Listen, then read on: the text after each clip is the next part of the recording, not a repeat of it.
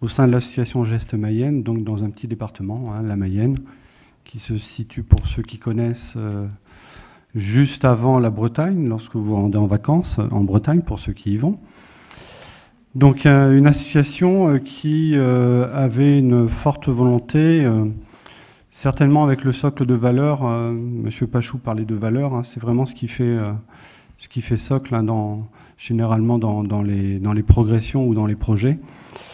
Et donc le commun qui était porté par l'association était avant tout l'individualisation des réponses, le plus possible, hein, du coût humain, autant que possible, l'ordinarisation des parcours des personnes, autant que possible, s'appuyer sur l'autodétermination et le pouvoir d'agir des personnes, soutenir le système dans son ensemble, le système qui est lié à la personne, bien entendu, et dans ce système, très largement, les environnements.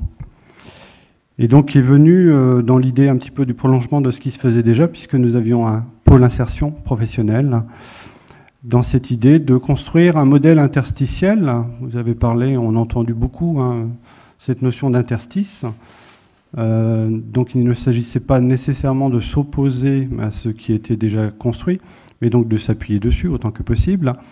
Et en même temps, il y avait une forme de rupture, hein, une forme de rupture vis-à-vis de ce qu'on avait déjà pu, nous, faire jusqu'à présent, puisque les stratégies classiques, hein, consistent généralement, vous l'avez très bien dit, Monsieur Pachou, hein, consistent généralement à préparer avant d'aller vers, et à bien préparer, à bien sécuriser, à ne pas prendre trop de risques, etc. Voilà, donc on avait évolué un petit peu avec ces notions de prise de risque, d'aller un petit peu plus vite, et on s'est intéressé à cette méthode IPS et puis à toutes les notions de rétablissement qui nous ont permis de faire évoluer les pratiques, hein, des professionnels.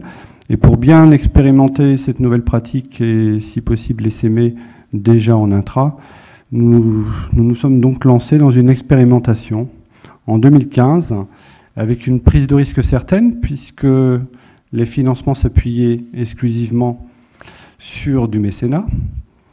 Donc une prise de risque portée par l'association, hein, qui démontre bien que les convictions quant à un projet se doivent d'être partagées dans toute la ligne décisionnelle, hein, on va dire du politique, jusqu'à l'opérationnalité et jusqu'au terrain, jusqu'à recruter donc des professionnels convaincus par le projet et qui présentaient toutes les qualités requises, à savoir beaucoup de qualités, hein, puisque pour pouvoir faire de l'emploi accompagné type IPS, ça demande à avoir beaucoup d'agilité. On entendait ce matin la notion d'agilité des organisations et des systèmes. Et là encore, si on veut que ce système ait de l'agilité, encore faut-il avoir des professionnels qui présentent ces qualités d'agilité.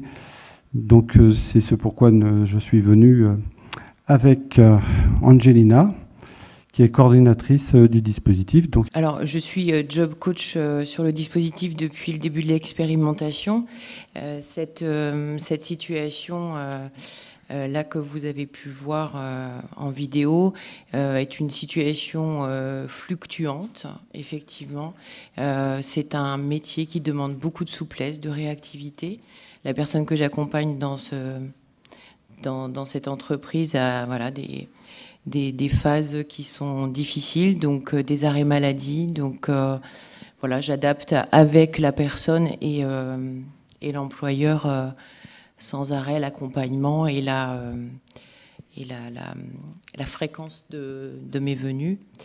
C'est un métier où le partenariat est indispensable. On va être avec la personne et on va l'accompagner là où il faudra aller taper à la porte, suivant le besoin, suivant l'étape. Ce que je peux voir là en 2 années, c'est qu'effectivement, des personnes qui étaient parfois fâchées avec la santé, avec en tout cas tous les accompagnements de la santé, fâchées avec la famille, fâchées avec les accompagnements de droit commun vers l'emploi, refont du lien avec les partenaires parce qu'on va entrer par la porte de l'emploi et qu'il n'y aura pas cette cette obligation d'aller d'abord vers la santé pour aller vers l'emploi. En tout cas, on fait ce qu'il faut pour pouvoir y aller à peu près en même temps ou parfois en décalé. Mais en tout cas, là, sur l'exemple de chez Kiabis, c'est un monsieur qui ne prenait absolument pas soin de lui, ce qui aujourd'hui n'est plus le cas, puisque vraiment, il prend en charge sa santé, mais parce qu'il a trouvé son emploi et en tout cas un mieux-être dans sa vie grâce au travail. Après, le job coach est toujours et avant tout derrière le projet de la personne. Donc, effectivement, ça a été dit tout à l'heure, le CDI n'est pas la solution.